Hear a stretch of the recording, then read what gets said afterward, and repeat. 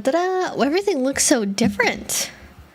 OBS looks fancy. Well, not really. You could be any closer to the camera right now, dog. Any closer. Where are you going?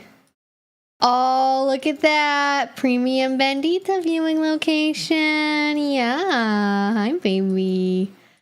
Hi, girl. All right, stay just like that. You're perfect. You're beautiful, darling. You're beautiful. All right, how is everyone? Did we survive the 2024 Y2K thing that apparently happened? I did not have any outages, thankfully, but close call there for a second. I'm assuming people can see me. I haven't actually checked. Okay, we're good. All right. Hello, everyone. What is going on? You look well taken care of today. Thank you. I did my makeup for 5 seconds. This is like I'm working on developing a quickie makeup look. I'm very excited about this. I ordered some freckle stuff, because I used to have freckles on my face and they would come out during the summer, but I don't get them anymore because I got a chemical peel, and I guess it was a medium depth peel. I think I got a series of 3 or 4 of them, and I guess that it can remove your freckles. So I'm gonna try out some freckles. I'm excited. It's good stuff. Yay!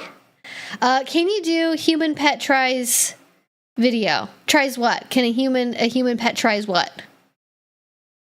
She is hecking voguing for realsies.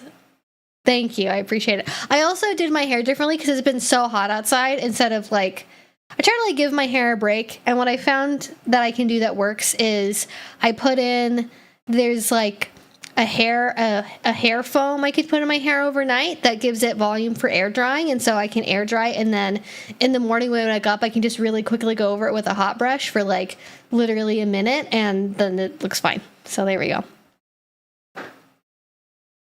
Okay, I'm gonna make sure, it looks like we're all going, I want to make sure the chat gets connected, and then we'll get into it. But how's everyone doing? What's been going on? If was anyone affected by the computer outage we had? Anyone get today off of work or have to work really long hours because your computers are all out and that's your job to fix? Do not envy anyone that's working in, well, any job that got affected by it really, but people that worked in computer security. Probably not a great day today. Probably not great. All right, let's see. Need to get that updated. There's also some, oh no, wait. I would like to, why won't it let me update this? Oh, there we go. To be full screen. I don't know why Restream's being slow today.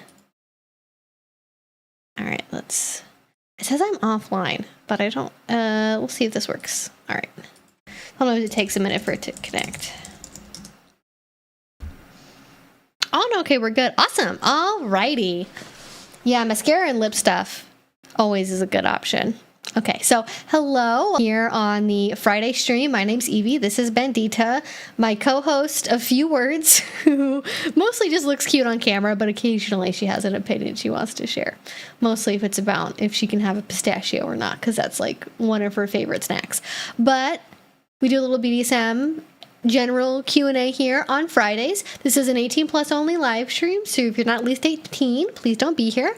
There's rules down below you can read as well. There's links to resources for common questions, so if you want to ask stuff like, how do I tell my boyfriend I want to try kink, or where can I buy a flogger, or what books do you recommend, chances are it's answered down below.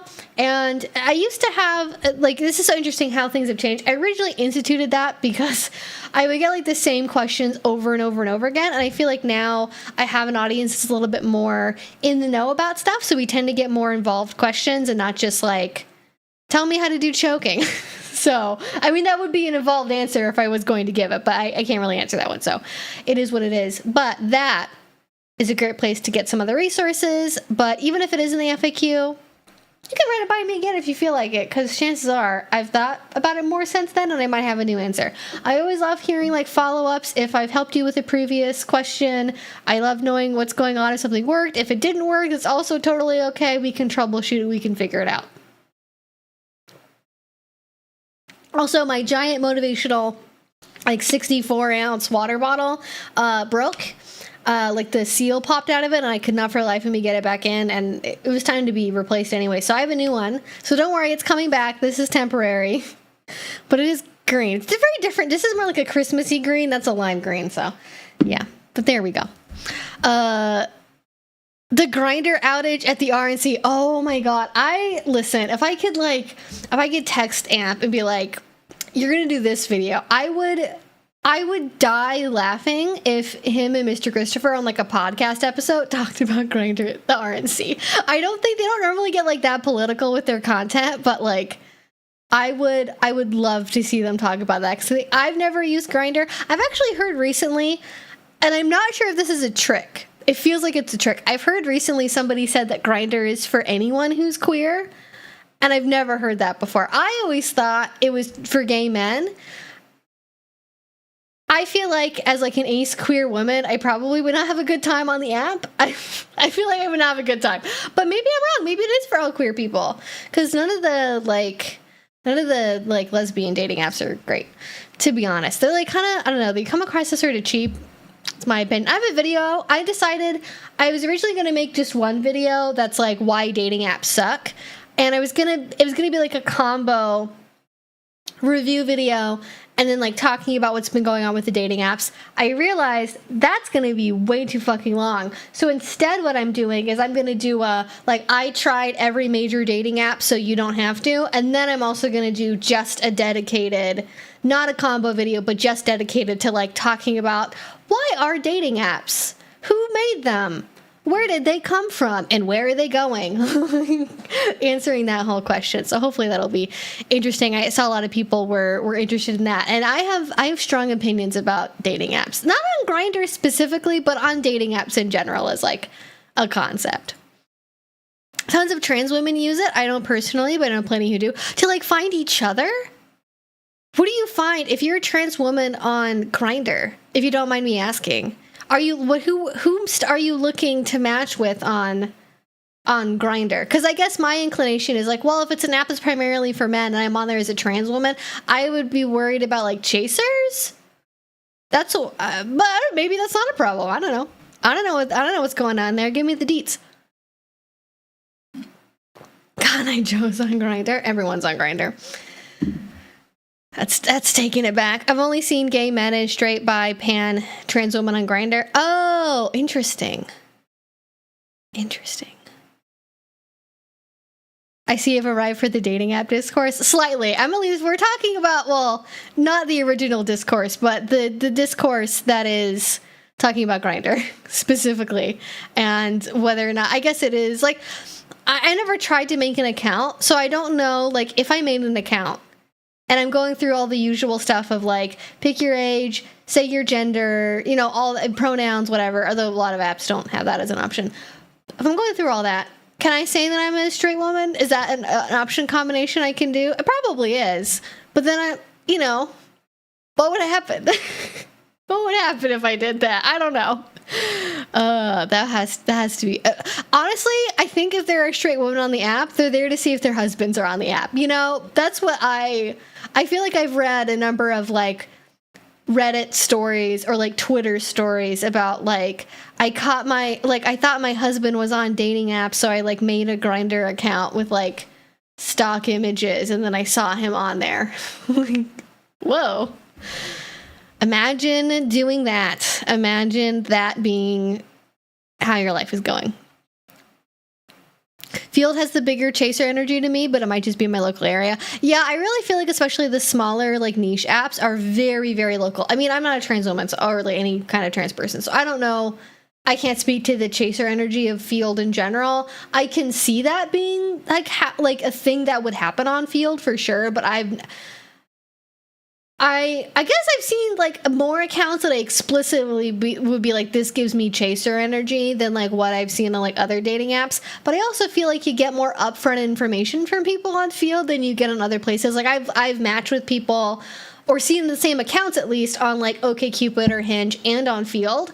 And oftentimes, I mean, they can be just like directly the same and like copy pasted as much as what will fit in the different, character limits. But oftentimes the field account is the most revealing. They get the most personal with it.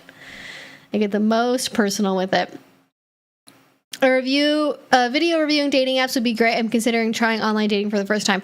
Well, Douglas, boy, do I have opinions for you. I will say, because it might be a while, because I film things in advance, so it might be a little while before you see that video. I will say, top of just everything to know, my recommendations for dating apps, depending what you're looking for, I think OkCupid is still like top tier. If you've never been on there before and you're like a new account, there's lots of people on there you can potentially match with. I really like how they have like, there's like a match percentage feature rather than just like an algorithm the way you get with like YouTube or TikTok or making a Tinder account. I really like OkCupid still. I think for kinky stuff specifically, Field's probably the best. There's also lots of open relationships and kink. You'll also find that on OkCupid. Hinge, I think, is not really kinky. I've seen there's like some rope people on Hinge. Hinge seems to be the rope people dating app. I don't know. It's my observation.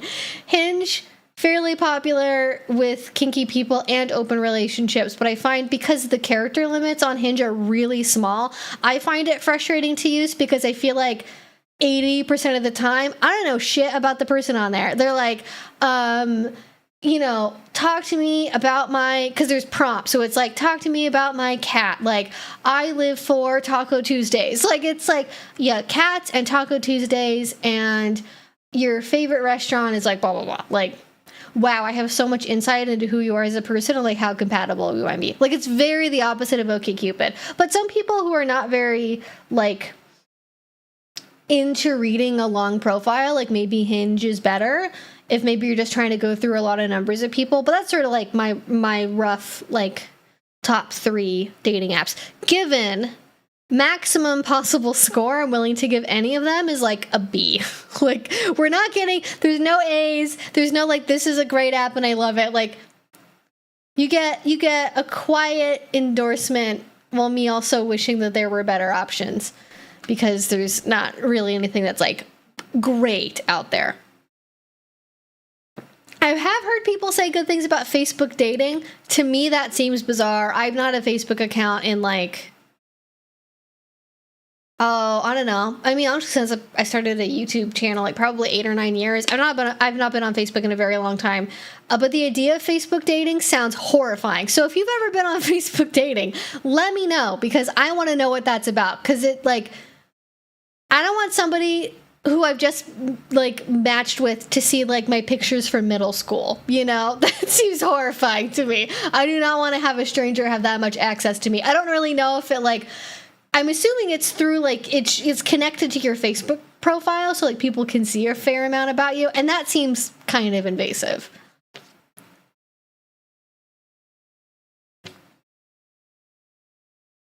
Oh god, if I were to make my own queer and kinky dating app, what would it look like? I mean, I'd probably base it on like an OkCupid type model. I would, because this is what I enjoy. I would have it be like, you can have pictures, but I like text. I would also, something I would like to see that some other apps have that in particular OkCupid does not and Field does not have. I would love to add support for video and audio recordings, one for like accessibility reasons, and two because I think it gives you a better sense of the person. Like, if you can see a little short video of like them on their favorite day, or hear an audio recording of them, I think that's a really big thing for a lot of people's evaluation of attraction, is like hearing somebody's voice, getting a sense of their like body mannerisms, and also like for authentication purposes too, like your account probably seems more authentic if you've got like a little audio clip on it and then it matches with the audio in a video, and like that probably helps out. I think that's something I really like from some of the like the Tinder-esque apps, is a lot of them include video or audio, and I think that would be it. I think also I would just, and this would not be like a successful business that anyone's making a bajillion dollars with, but I would really like to see a dating app that does not put a bunch of like what to me are like good privacy features behind a paywall. Like, I shouldn't have to pay whatever dating app $30 a month to make it so where like I don't have to input my like exact fucking zip code into the app. Like I can like set my location to something else other than my exact like geographic location. I get why it's behind a paywall, but for safety reasons, I just don't think that that's like very smart. I also, in general, I would like to just have it be more open, like for more, like you don't have to pay extra money to like filter as many things, right? Like age or gender or religion or if somebody wants kids or not, or like open relationships. A lot of the dating apps, like I think OkCupid, you can, I think for free filter whether or not you're open or monogamous, because like OkCupid does not get that granular with like it's either open or monogamous. There's not really other options besides that, or like figuring a relationship style. Most of the other apps I've ever used, like you have to pay to be able to filter out monogamous people, and I'm sure that is upsetting both ways, because like monogamous people don't want to be like approached by the freaky weird polyamorous people trying to force them to be in an open relationship, and as a polyamorous person, I don't want to be involved with a monogamous person. And I've had my fair share of monogamous people at me and you super like me or send me a rose or whatever the app's version of that thing is, and I'm like, it says on your profile that you're monogamous. Why? Like that's like the I say it like 3 times in my profile that I'm polyamorous and like I'm not interested in monogamy. Like it's really hard to miss what's happening. Do you not like? It's confusing. That would be what I would want to change, I think, more than anything else, if I could have my way. I'm sure if I thought about it like really hard and I like laid it all out, I could figure out more things I'd want to change. But those 2 things are the most frustrating: the like lack of meaningful filtering and like safety stuff unless you're paying extra for the app, and also the fact that unless you're paying for it, a lot of the apps don't have like all of the features. Like there's not one that has audio support, video clip support, and enough text room for like a pretty extensive profile. It is not one that has all 3. You can't have all 3. You got to pick 2. Apparently, it's one of those. You got to pick 2.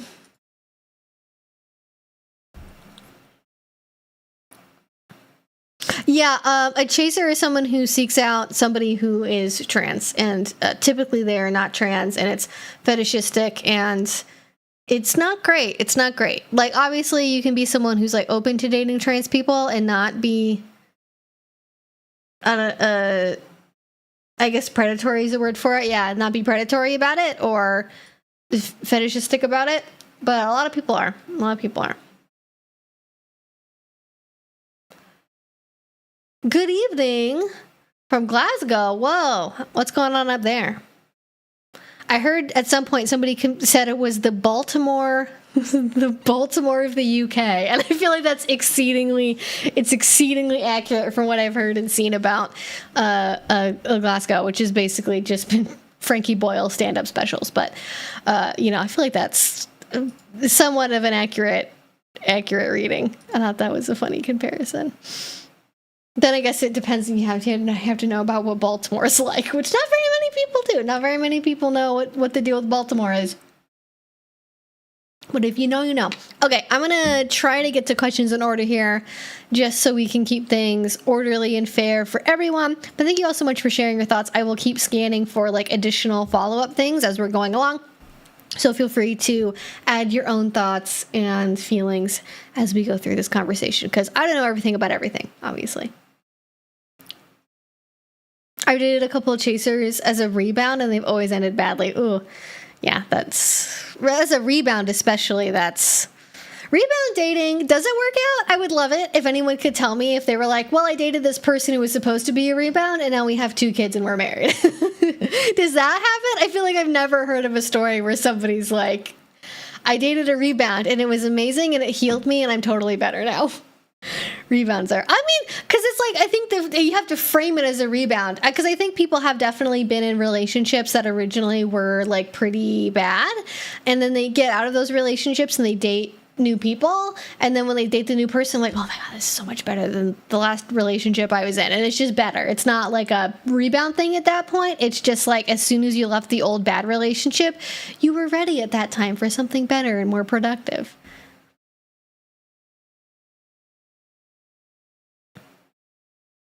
Okay, I don't know why it keeps telling me that like I'm offline, but I'm definitely not offline. So I'm gonna just assume until somebody says otherwise that everything is going great and people can hear me and see me. It may just be like a YouTube thing. Both my clearinghouses at work were down. Oh, that's not good. Finally got to join for the first time in a while. Hello, Doug. Welcome back. Thanks for joining us. What happened? Oh, to make a long story short, there is a security software that you can use on Windows computers that launched an update that went so catastrophically wrong that it would blue screen of death your computer, like, as soon as the update downloaded. And it was so bad that it resulted in, I think, 3 out of the 5 major airlines in America grounding thousands of flights today.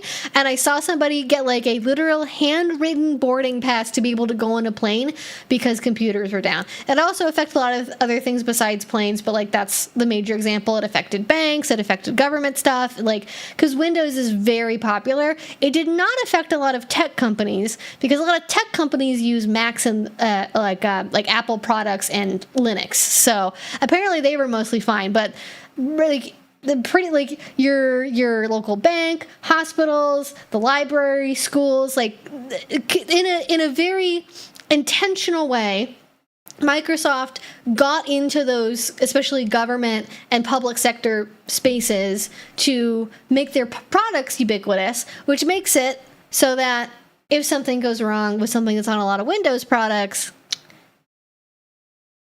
bye-bye, basically. And apparently it's going to take like a very, very long time to fix. There is an easier way. Like there is a way to like reboot your computer, I think. Like there's steps for it online, but then you have to be able to find them. And then you're potentially dealing with, like, let's say you're at like the county courthouse, right? And you've got like tons of like, you got like projectors, you've got like information screens that are playing, like individual computers that a person is at because it's their work computer, that's relatively easy. But when you've got like 10 display monitors, like letting people know like, oh, like my case is going to be heard in like room 10 on like floor 2. Like if you've got a bunch of those you have that are like, you know, basically their actual like brain, the computer brain part is in like a closet somewhere, like it's going to be a problem. So yeah, that's basically what happened. And I want to say it was... Is it Cloudflare? I don't remember I don't remember cyber or something. I remember I think it started with a C. There was some security corporation that had the big fuck up. So that's what it was. Not great.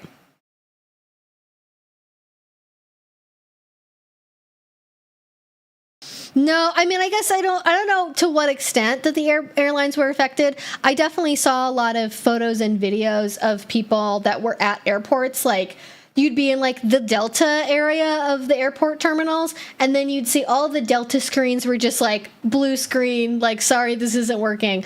So I don't know if like how much their actual systems were down. Like I don't think it affected like air traffic control. I don't know if it affected like the corporate, everything in corporate that's like, you know, keeping track of what planes are in the fucking sky.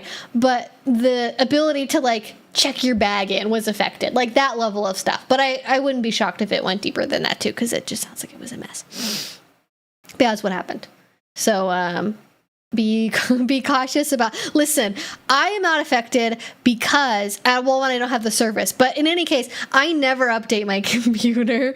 I have to be, the only time my computer updates is when I've been out of town for a couple of days, and Windows is like, we're automatically going to restart your computer unless you say something and tell us not to in 3 hours. And then and normally I press something and tell it to skip it for the next day, and then I just do that every day for like 2 months. And then eventually it updates. Eventually it does the automatic update, but I delay updating my computer for as long as possible, which probably isn't great. Probably not great, but unless it's something for like a software I use a lot, like if it's for my like editing software or OBS, I update it, like I'll restart my computer right away, but like Windows itself, I don't tend to like update immediately, which helped in this case, or potentially could have had I had the software installed. Did we get an answer on what kind of human pet tries blank video people? I mean, I guess I could do what I could do. All kinds. Human pet tries ice cubes. Human pet tries different toys, human pet trial. There are options there for sure. There are different ways to approach that. Hi Evie, how are you? How is Bandita? My little senior pooch just started his epilepsy medication, so he's so sleepy and weak epilepsy. Oh, well, Stella, I did once have a dog that had epilepsy, and she would have seizures fairly regularly when I was a little kid, and she lived a very long life. She was a beagle, and she was fantastic. It did cause some weight gain because medication just does that sometimes, but hopefully all will be better. I'm sorry to hear that, and we live in a wonderful time where we have medication for these things, so it all gets better. Bandita is good. As you can see, she's very sleepy. She is shedding like crazy. I've been brushing her for like 20-30 minutes every day, like just like as much as I can get out, and there's still like more hair coming out. She's like majorly shedding because it's been so hot. She had a little bit of an upset tummy yesterday. I don't know what was going on with that. I don't know what happened there. Sometimes just this happens with her. She just like has a day where she has an upset tummy. A little bit of upset tummy, but today she's good. She got a little treat earlier, and now she's sleepy. Oh, there we go. There's a little stretch. Yeah, I was talking about you because I said treat. Is that why you got up? Yeah. Yeah. You already had one, honey. Your tummy's too little. You can't have another one. You don't have enough room. Sorry. I was told once upon a time that I talked to my dog like I sound like Dexter, like from Dexter's Laboratory. Not Dexter, the serial killer show. I assume Dexter's Laboratory when I talk to my dog, and I think that's a very apt comparison. But she's great. I'm good. Oh, I didn't talk about me. I'm good. I finished reading a book series recently. That was exciting for me. Yeah, doing good. Very hot. Too hot. I would like it. Honestly, I'm pretty much like fully acclimated to the heat, but it is a little bit annoying because it makes me sleepy when I go outside. I want if it could cool down by like 5 degrees so I can like sunbathe for longer without getting sleepy. I would enjoy that.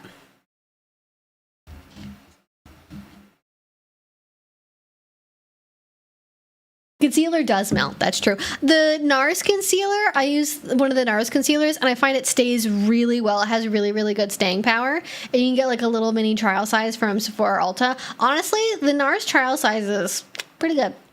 And they last for a long time. But even, I haven't like tested it in full on humidity. If for some reason I've put on concealer and then like put on a mask, I have like it will, if the skin I'm concealing is dry underneath, like if it's like flaky for whatever reason, like if I've had acne or something and it's like drying out because it's healing, that it will kind of clump around and it won't be good. But if it's like just an oily spot, I find that it stays on pretty well.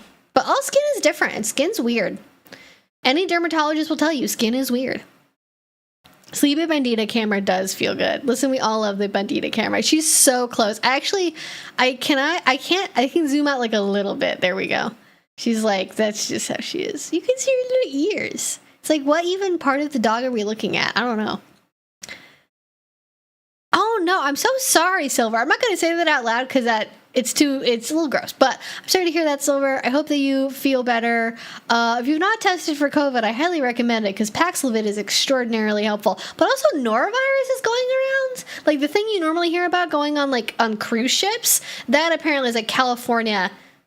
No norovirus going around. So if I'm not an epidemiologist, I'm not a doctor, but if your whole family is violently throwing up and you do not have Mexican at a shady restaurant or like bad sushi recently or something, norovirus, COVID. That's what I would probably look at.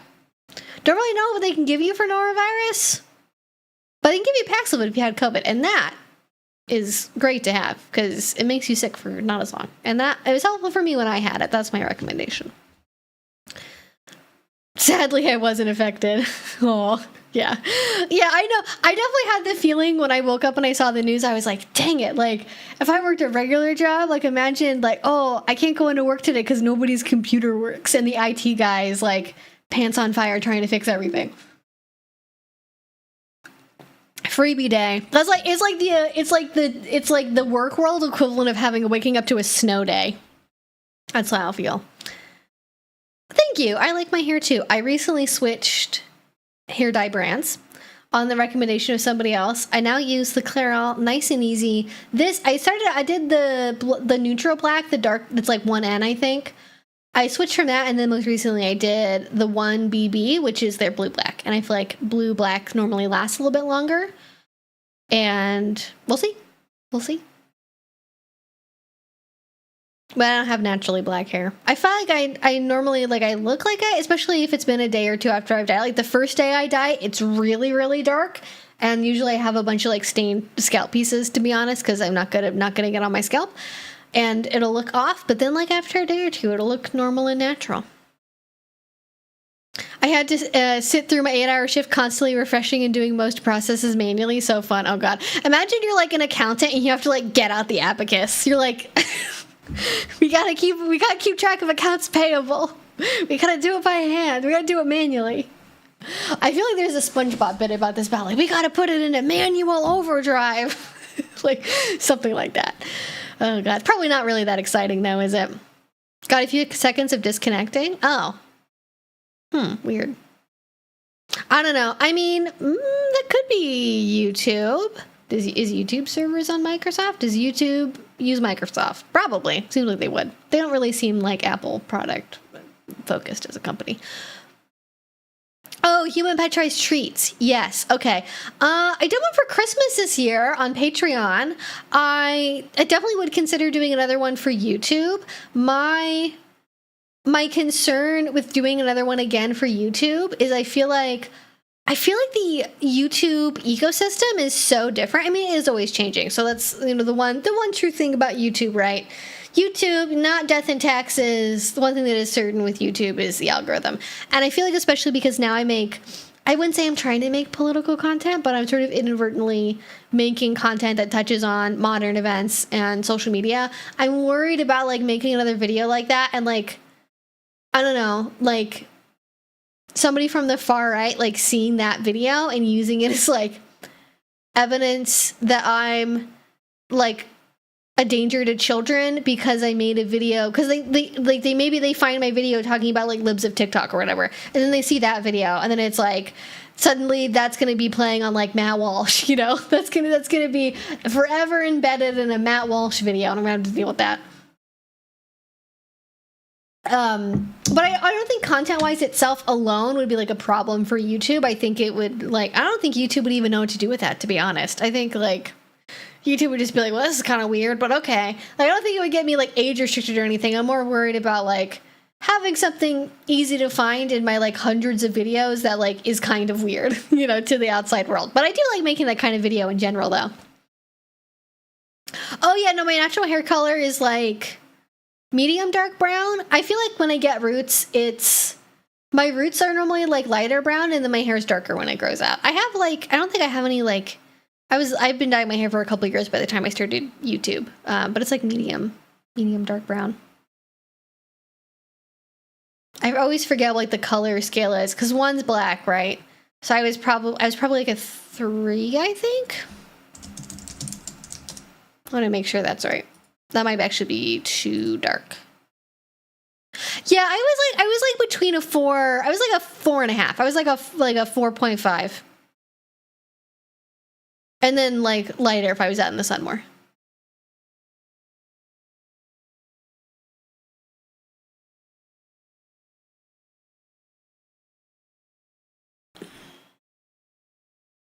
I'm part of your audience, a smart audience, the best audience.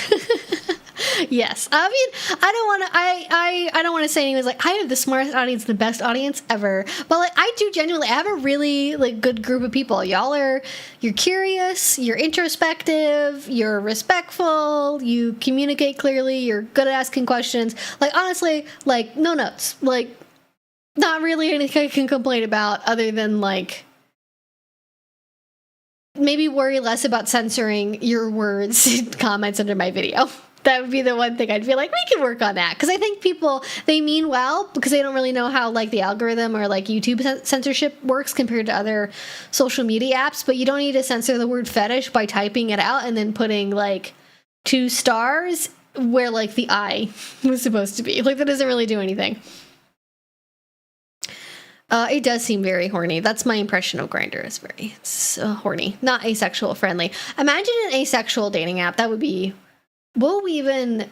Honestly, I feel like to get to that, what we need to do is we need to make an app that's designed for friendship. Like, I think Bumble has like a friend version of Bumble where it's not about romance, it's about meeting people to be friends. And if we took that and we made it a separate app that's not connected to a dating app, we could do that. And then I think it would end up being a dating app for asexual people, like just sort of by accident. I think that would be the key. That would be how it would go. Dating app for aromantic people would also be like, because that would I feel like that would probably be more like Tinder-y. But I don't know, I guess it depends on like, are you aromantic but you want a platonic relationship, like a queer platonic relationship? Or are you aromantic and you don't want any of that kind of connection and you just want to like hook up, you know? Probably depends on what your style is, what your preference is. I'm newly returned to the BDSM world. My only previous experience was dom/top for a married couple. Oh, that's a very unique only previous experience. He was more into watching. Oh, okay, so sort of like a bull type of thing, maybe. Like you were a bull. I recently went to a munch and attended my first public event solo. How do you deal with activity overload when new to the community? Yes. Okay, so this is great because I feel like activity overload, we kind of lump this in with like sub frenzy, right? Where like sub frenzy is like, I gotta go to every event and play with everyone and do every scene and do it every weekend, all the time, Friday, Saturday, Sunday, who cares about being sore, going to work on Monday. That's very common. I have an old video where I talked about like this also being a thing that doms and tops can experience. So that doesn't surprise me at all. I think it's the same when you have any kind of like new relatively time consuming hobby. Like some people get like really into hiking and they're going hiking every weekend, multiple times every weekend, or like painting miniatures, right? Like maybe for more of like an expense reason, like you're really into painting minis and you're buying all these paints and buying all these sets and spending all day every weekend not hanging out with your wife and just painting minis. And it's like, I'm really happy for you. I'm so happy for you. It sounds so condescending. I'm happy for you that you found this new hobby that you enjoy a lot and it's like relaxing, but also like you're spending a little too much time on it. So it's just about like finding balance. And for me, what that looks like, because like I budget like how often I'm in community doing community events for different reasons. So for me, what I look at is like what events are like the most worthwhile to me that I know I'm probably going to have the most fun at. And then how much time do I want to spend on doing those? So maybe there's like, let's say in an event calendar, there's like 4 events in a week I could go to. Well, I have to pick out maybe one that would be like the most fun for me to go to. And that's like in my budget, maybe doing something once a week or maybe like twice a month. I don't think it's necessarily you have to like, there's any sort of set number of times that's like the perfect right amount to go. I would probably, if you're going to go more frequently than like once a week, I'd probably do like one munch and one play party. I would not be going to like multiple play parties every weekend. I think that's I think where you're really going to be setting yourself up for burnout. I would say what might be better, because it depends on how frequently the munch you want to go to or the munches you were going to are being held. Maybe doing like every other week a play party and then alternating that with like the weeks you're doing a munch. So you have some kind of time during the week where you're connected to the community and meeting people, which I think is really good and positive, but you're not like constantly playing and constantly meeting people, because I think that's what can be exhausting, is like play because it feels good like in our bodies and our brains. It's exciting, it's interesting, it totally makes sense why you want to do more and more. But I think you kind of already getting the sense that like you're doing too much and it's good to honor your body. So that's what I would do, is just pick the activities that you think you're going to have the most fun at, that you get the most benefit from, and concentrate on doing those and kind of see what's maybe more of a risk or less fun that you're like willing to do or you enjoy, but you enjoy less than like the core things that are like really important to you. Like for me, like maybe, and this is not like a real example, but just like making stuff up, right? Because like not all communities have these events. But let's say I could choose from like a rope bondage party, a pet play night, and like a general like power exchange focused like kink party. Even though I like all of those things, if I can only pick one, I'm probably going to pick the rope bondage event because that's the hardest to do on my own at home. It's a really good place for meeting people, and it's probably going to be the lowest pressure in terms of like playing with someone, and it's going to have like a calmer, relaxing energy compared to other styles of play parties, which I find can be like more overwhelming and more stimulating. And like sometimes, in fact, most of the time, I want kind of more of that like low-key social vibe, and then not necessarily like unless I'm going to play specifically with somebody and I have a thing already in mind, as opposed to like meeting people. Like I love going to parties, I love going to conventions, I love the energy at them, but I don't really like, I find they're not like as good for just like meeting people compared to lower key events and socializing, and they take more from my energy because they're really loud and they can be really crowded, and I gotta navigate like how many people I know there and like talking to people, you know, and there's just, it ends up being a lot. That's what my budget looks like.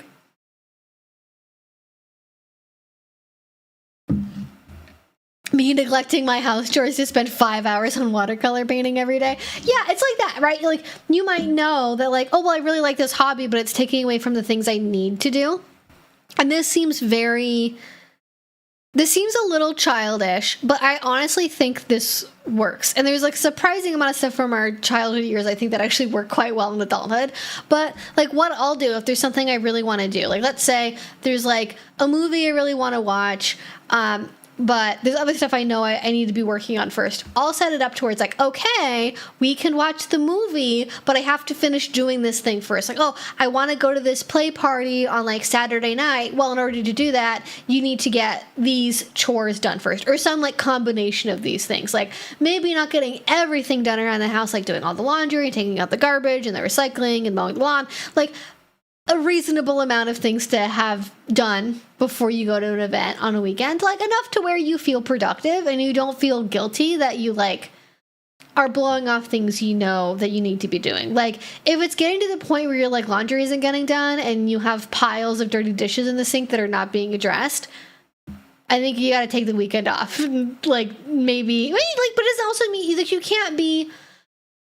You can do that and still be connected to the community. Like you can still like message people. You can still be in like the group chat. You can still see what's going on FetLife. You maybe are not like at the party and doing stuff, but you can still stay socially connected. Like there's a compromise there. There's a compromise there for sure. Okay, let's see. Next one. Good question, Bellthorn. Description of the Grindr website says any guy, gay, bi, trans, and queer people.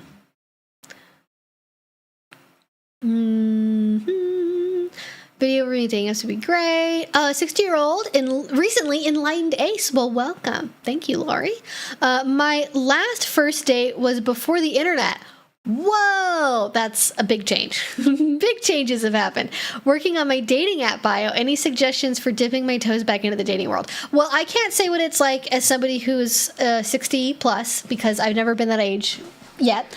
So I don't know about that specifically. I would say just in general for a dating app, especially if you don't have like a lot of practice with like recent dating. I think it's about like for me, I'm very forward about what I want. I don't like playing the like, oh, I'm just figuring out what I want and I'm open to whatever. I usually will say in like my dating app, I'm looking for this kind of connection. Like I can just pull this shit up.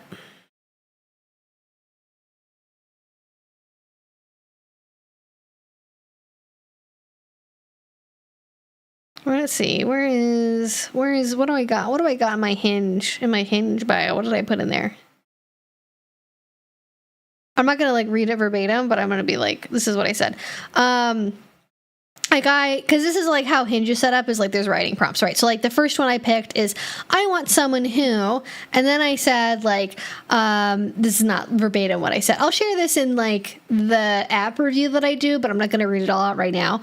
But I basically said like, I'm looking for someone who is kinky or open to exploring kink, who is polyamorous, who is, and then I gave like a bunch of other like qualities of a person I like. So you could say maybe you want somebody who's like, humorous, or somebody who's compassionate, or somebody who is inquisitive, or somebody who's bookish, like sort of qualities about a person I'm looking for. And then I also put in there, because I am a vegan, I also say like major bonus points for vegans, so people who aren't vegan can see that and I guess message me and be like, well, I try not to eat that much meat. That's mostly what that has resulted in. But, you know, we live, we learn, we try. And then I this is something that I do. I feel like this is a little bit therapy speak. I like to say, like, what my, if something that's important to me is having compatible values, my core values are, and then you can list, like, what core values are important to you. There's, like, flashcards you can use to determine what these are. There's a whole, you can look up, like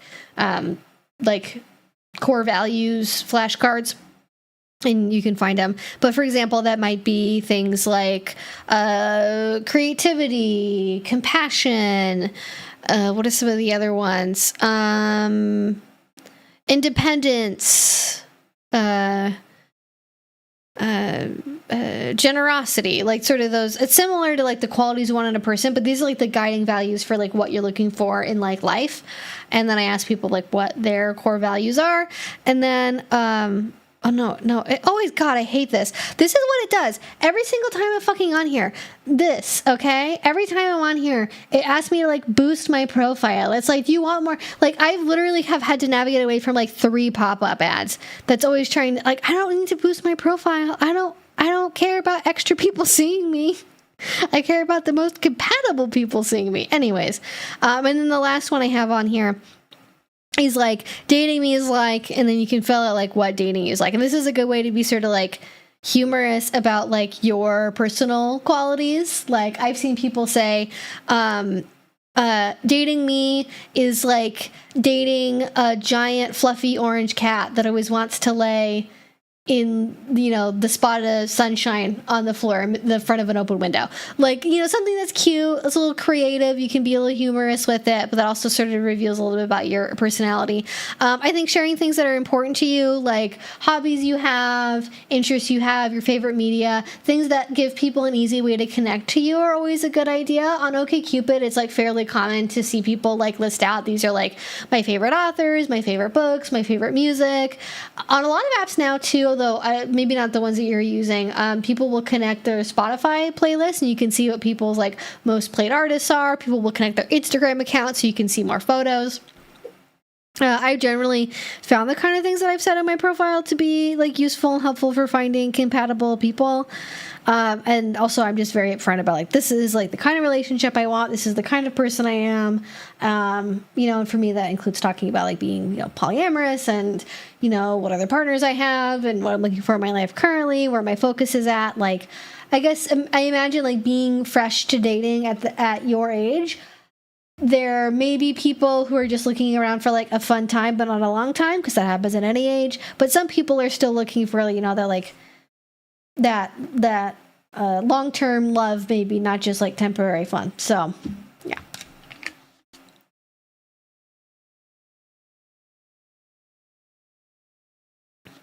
Oh, glad you could make it. Thanks for being here. Hopefully that gives you some things to work with. But I think the things that are probably the most important are having a good variety of photos, preferably some combination of you doing activities or being around things that are important to you. So for me, that looks like, you know, some of the sports that I've done, that, you know, just like there's like a picture of my face, there's like a picture of me with my dog. Like, give somebody a way to get a sense of your personality and your interests through your photos, because a lot of people are very like photo first. So if you're somebody who's like into gardening, take a photo out in your garden. If you're into hiking, take a photo on a hike. Oh my God, like 80% of the profiles in Portland are like, every photo is like the person outside on a mountain. Like, it's like to the point where it's like, do you live on the mountain? Do you take photos anywhere else? You know, like do something, take photos of doing stuff that's important to you. You can have somebody else take your photos. You can hire someone. There's people who literally will do like dating app photography packages. But if you have a halfway decent camera phone, you don't need to do that at all. It's definitely optional. You can get good photos just naturally. Yeah, that's more or less, I'd say, is sort of the top level thing.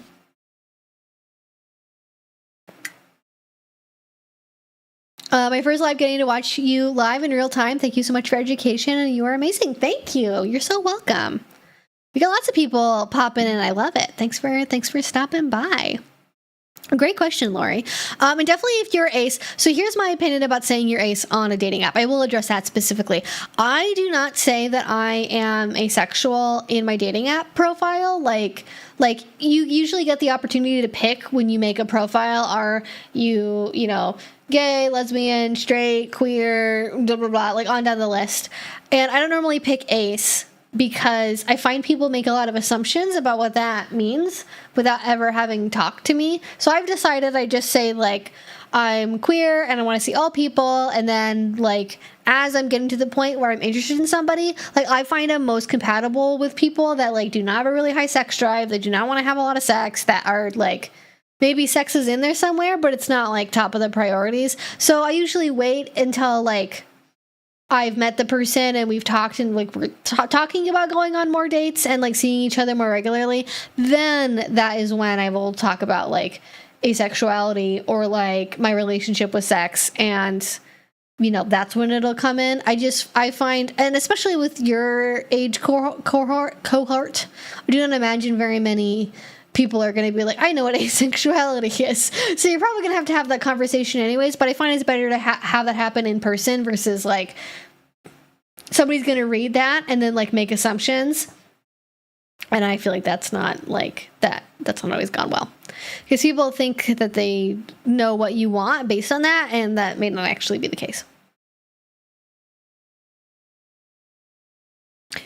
My neighborhood has scandal because people were on Grindr finding that their husbands were hooking up. Literally is what I was just talking about. I literally was like, that is why straight women are on Grindr, is so they can find their husbands because they're on there. And it's like, it's sad because like, imagine living in a world where like everyone felt like they could be free and open with being bi or being gay, and they didn't feel pressured to get married, to have kids with a woman, and like they could just live their authentic life from the very beginning, or that it was okay that they could like, that, you know, making a world and teaching people to be safe sharing things where they can talk to their spouse and be like, hey, we've been married for a long time and I love you and I want to be with you forever, but I've been thinking about it a lot and I think that there is like this other part of who I am that I haven't been able to explore yet, and blah, blah, blah. Like however that conversation will go, obviously it's probably always going to be like emotionally devastating. It's going to cause a lot of damage to the relationship probably regardless, but at least giving people the opportunity to live authentically and to get their like relationship needs met without having to be sneaky. Because like I find, I don't know if this is actually true, I have a sense that a lot of people who are cheaters do not take appropriate precautions with sexual protection because they're afraid that will like create a trail that will like out them, basically. Like they're not getting STI testing, they're not using condoms, they're not on PrEP because like they don't want their wife to find out that like why is my husband always going on like, oh, I had to stay late for work meetings, and then she finds me outside of a Planned Parenthood, like, or like you have to hide the pill bottle your PrEP is in, that you have to take every day at the same day. Like there's so people tend, a lot of people who are cheating who cannot be open or feel like they can't be open, or maybe just get a thrill out of cheating, to be honest, because that's always a factor. Those people who just, they behave in less safe ways, and that causes issues. This is like how a lot of things like will end up spreading, especially silently. And like, you know what the worst way to find out your husband is gay cheating on you? When you go to get a routine like exam and then they just happen to give you a chlamydia gonorrhea test as a routine thing, and then you find out you have both, and you're like, what the fuck, where'd that come from?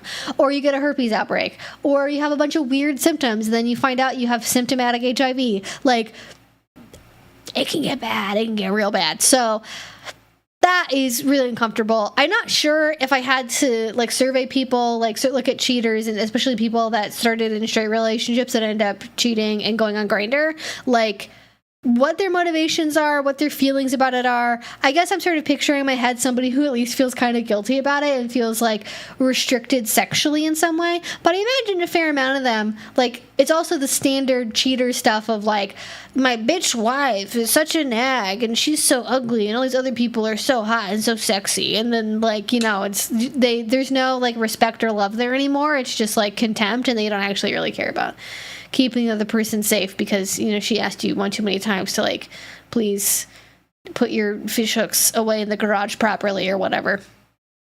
You know, just the worst things that we could possibly ever ask someone to do. Tiny boop.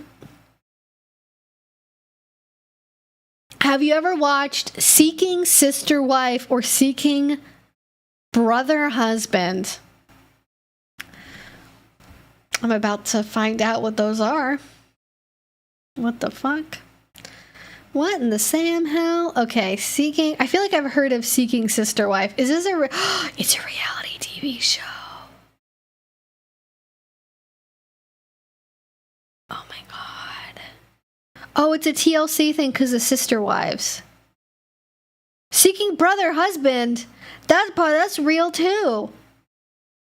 A polyandrous relationship. Okay, I'm kind of into watching Seeking Brother Husband. That seems like that could be... That's at least different. That's at least like, oh, a woman in the middle. The woman in the middle of a V triad. The episode 6 of season 1 is apparently called My Two Dads. Anyone know what happened to Seeking Brother Husband? Will there ever be a new season? Oh shit, I actually just got...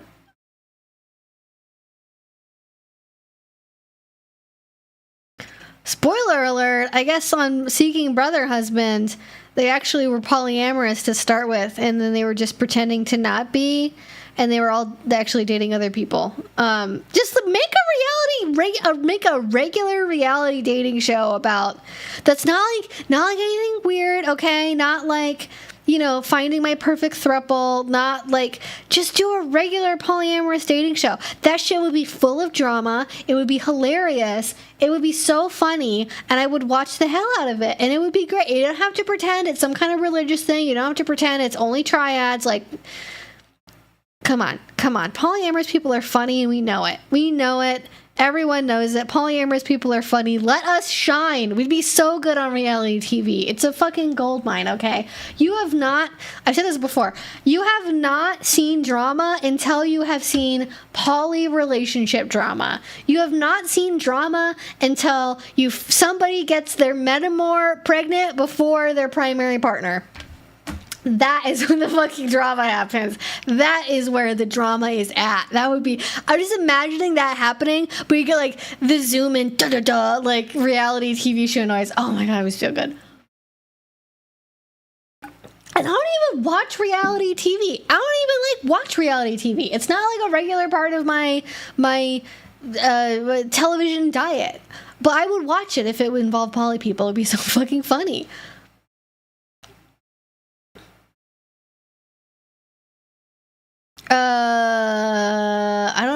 I missed something about a content creator. The one time I found my girlfriend was cheating by finding Plan B in the bathroom. She confessed to cheating and then rolled her eyes when I told her I was getting tested. Oh yeah, it's like, what do you mean you don't trust me? Well, first of all, trust is not a barrier method. First of all. Second of all, like, if you were having unprotected sex without a condom to the point you had to use Plan B, yeah, they should get tested. That's ridiculous. People are delulu, though. People are well and truly delulu about stuff like that. They're like, I'm clean. You were cheating on me and you had to use Plan B, which means you were not using a condom, or the condom broke, which means we're all at risk for an STI outbreak. Because people do not be wrapping their stuff up. And it's like, come on, wrap it up, people, wrap it up. Like, listen, I get it. Condoms are not always the most fun thing in the world. Everyone complains about them. We need better technology. That is the one thing. I am confident that if there was a better way to design condoms, we would have figured it out with our current technology, because it's a thing people with penises have to wear. So that means it's mostly men intersecting with them, and that means they're trying to optimize comfort. And if there was a way to make it better, we would have already had it. Well, you know, we'll see. We'll see where technology goes. But yeah, those are my feelings about that, I guess. I've encountered more chasers on FetLife than I can count. Oh yeah, FetLife is like, it's got problems. I'll say that. It's got problems. Oh yeah, I mean, that was like the thing with the RNC, right? Is it's like everyone's on Grindr, but it's the RNC. And I don't like making that point about like, oh, the people that are homophobes are just closeted gay men, because I don't think that that's true. I think that's a bad heuristic to have. It's like, oh, if somebody's a man and they hate gay people, it's because they're secretly gay. Like, no, sometimes they are literally just homophobic, and we should like start from that place. We should not assume without evidence that they're actually gay, because I think that you can end up believing and acting on some harmful things that way. But it is kind of funny, the RNC. But also, like, maybe the DNC would also have a huge spike in Grindr usage. Maybe it's more of a, like, there's a lot of gays who are policy wonks. Are we sure it's not just, there's a lot of gay people who are policy wonks that work in government?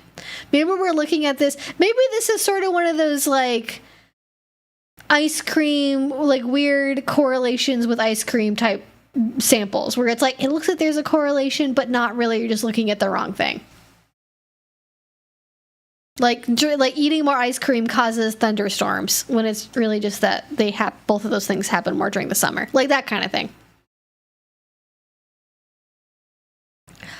Do not use, well, I guess if you're trying to determine if your spouse is cheating on you, and you're making a fake profile for the sake of that, stock photos is fine. Do not use stock photos for a legitimate dating app to meet people, because that's called lying. And then that's bad. Don't do that. Be your real self. Oh, okay. Sorry, it took me a second to parse this. An aro-allomasochist, so allosexual, but aromantic. You're a masochist who does platonic and sexual BDSM, wondering what an allo-ace kinkster would think of the differences between romantic and platonic BDSM. Oh, they're so different. So I do like a fair amount of like platonic pickup play. I have a fair amount of like platonic partners I play with on occasion. And like when I'm playing like in the moment in like a scene with them, like we're both there to have like fun. Like it's like friendly fun in the way that like if I was doing like paintball with a friend, it'd be fun. Well, actually paintball can be really competitive, but like, you know, a fun activity with a friend. Like maybe we're going on a hike together, we're going kayaking, we're like, what other, like, we're playing tennis, we're playing badminton, going to the gym together. Like we're hyping each other up, we're having a fun time, we're both there to have fun and enjoy things. And the spirit of it is just like having like just a fun, like that's the word I keep thinking of. It's just, which my 7th grade English teacher is like having a meltdown, but like you're having an enjoyable time doing a shared activity with somebody whose company you like, but it isn't like go beyond that into like deeper feelings. Whereas when I'm playing with, oh my god, so I'm going to be totally honest, and I'm going to use some very flowery language to describe the experience of doing kink with a romantic partner. When I am doing kinky stuff with a romantic partner, it feels like my soul is connecting to them. Like, that's the difference. When I'm playing with somebody who's a friend or pickup play, it's like, oh, we're having fun together.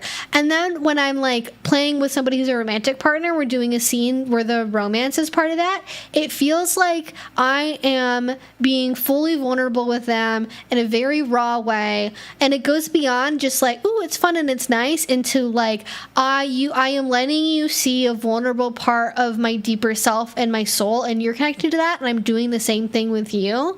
And it's this like beautiful, intense, and not that you can't have something similar with friends, but for me, like I don't go to that place with people who are just friends.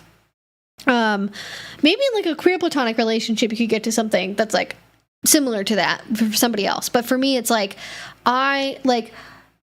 there is just something that's like special and different about connecting with somebody on like a romantic level that opens up this whole extra like layer of vulnerability. And like you can have a similar depth of feeling with friends, but it's like a different depth of feeling. Like, you can get to the same level, but you're in different ponds, if that makes sense. Fucking bang on, Evie. Well, I'm glad that was an adequate description.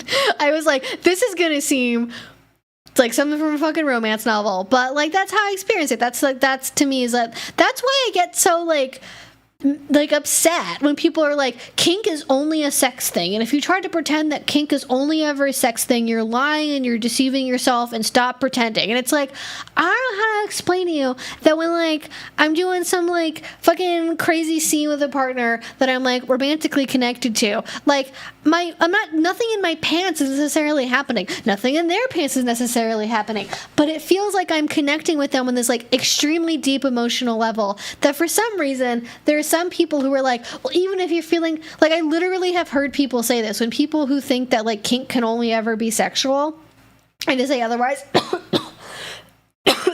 is a lie. Like, they will say, well, you can still feel something emotionally and mentally, but that's still just a sexual feeling. Like, are you incapable of having like emotional connections, platonically, romantically, whatever, with other people that are not based in sex? Because if so, I feel really bad for you.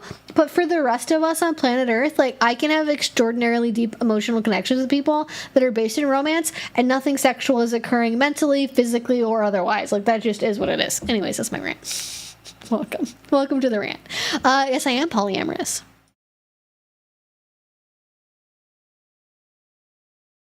Most of the conservative men I know who sleep with other men don't identify as gay.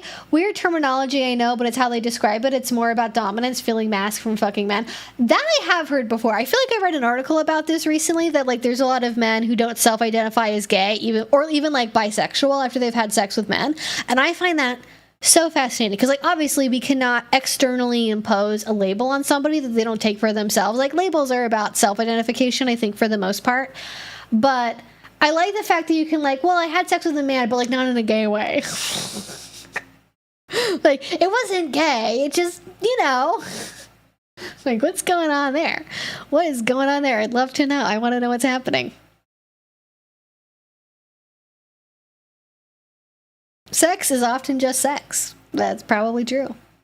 There are definitely things my husband can do to me that the other people I did scenes with were completely off limits. It's just different, yeah. Sometimes that shit just hits different, And also I find with romantic partners, like, this is another difference too. Like, romantic partners, it's much more of a melding. It's much more of a, like, I'm discovering different parts of myself that only come out when I'm with you because of how our connection is. Whereas with platonic kink partners, like, I'm sort of like coming in with like my own perspective, my own sense of who I am, independent of my connection with them. And then we're compatible in playing together because like this is who they are and this is their dynamic with themselves. And then that's matching with me, who I am, as I am coming into the scene. Whereas with like a more deep romantic partner, like, I find that I have different types of connections with people when it gets to that level that are more like authentic and unique and are not necessarily like maybe part of my like larger kink identity just in and of myself, but it's unique to that person, if that makes sense. I feel like I just said something that sounds absolutely insane. But hopefully somebody gets it. For most conservative gays, they view gay, queer, LGBT as an identity they don't want to identify with. I wonder if it's just that. I wonder if it's literally just like, I am so unable to accept the fact that I could be bisexual or gay that I'm gonna just deny it being that way.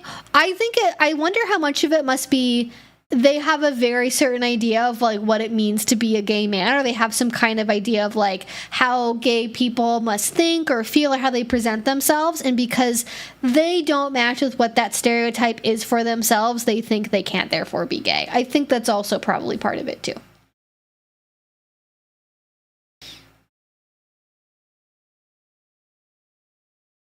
The kink is only sexy people are the same people who think men and women can't just be friends. Might be onto something there. There might be something to that. Imagine, I just can't imagine that, because I have like so many friends that are like all across the gender spectrum, and I just can't imagine being like, well, because of their equipment downstairs and your equipment downstairs, you can't just be friends. Try me. Try me. It's possible. It's possible. Good questions. Great questions as always. Love them. Every single time I've been in a trans-specific dating app, I just get flooded with chasers. That's the problem with niching down on a dating app too much, is you end up as much attracting the people who the app is for as people who, like, have unhealthy relationships with that particular group. Like, oh, making an app that is for asexual people. We're gonna a bunch of people that are like, I could fix them, I could have really good sex with them, and I could, like, you know, people that are really into, like, corrective things. God. OkCupid these days almost feels like another social media site where people are also open to dating. Yeah.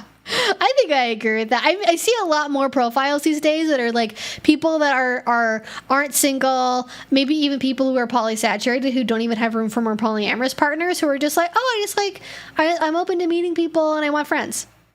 I was like, how else are you supposed to do it when you're 32 years old and work from home? Like, listen, if you don't have an office job, if you don't leave the house, it can be very difficult to like meet people in real life to just like become friends with, to do it. It's difficult. It's, you know, we all have struggles with that.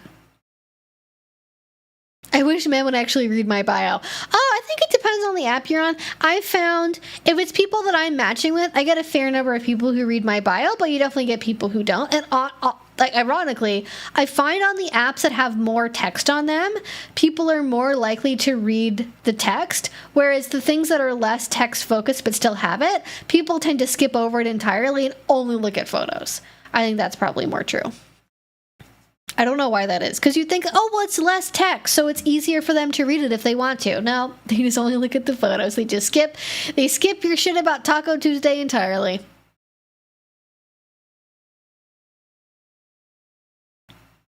Is it the apps or the people that are bad? Oh, I mean, that's a good question. That's a good question. That's an angle I hadn't quite thought about. I think it is the apps at the end of the day. I think because the way the apps are designed, I think promotes an unhealthy relationships with the apps, and the feeling about being on the apps that it creates is usually negative. So I think it's the apps and the designs of the apps that are probably the core issue, but also there are a lot of people who are on dating apps that are probably not in a healthy place to have a partner, but they're on there anyways because, like, they want to have some kind of human connection, even if maybe they're not really ready for it yet. But also, at the end of the day, these are all systems designed by people. To a certain extent, it is always going to be like the people at the companies who are making the design choices to be like, but we'd make more money if we put age filters behind a $9.99 paywall. Like, that, I think, is also something that, like, creates negative things with the dating app. Okay, I need to take a little break for a second. I will be right back. Stay right there. Ask your questions. Get some water. Okay, and I will BRB.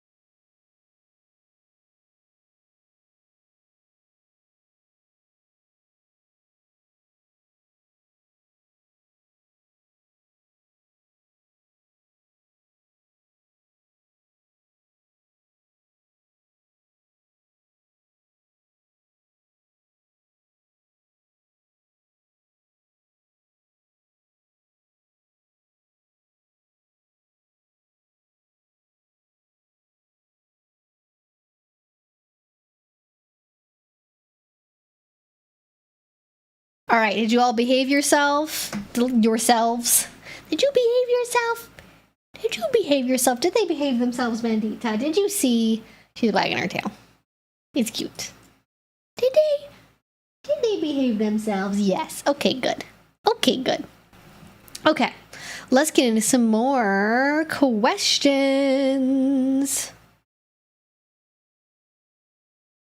I also wish that conservative men wouldn't message me. Why are they messaging me? I'm clearly wildly incompatible with them. Because they miss every shot they don't take. That's probably why.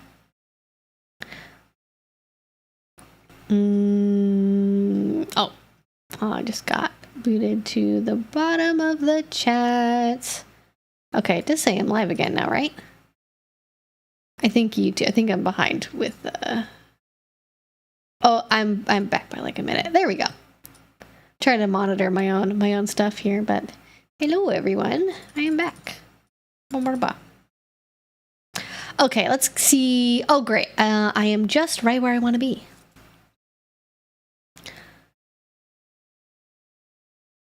No, you're not late. You're fine. Missed mostly us talking about dating apps.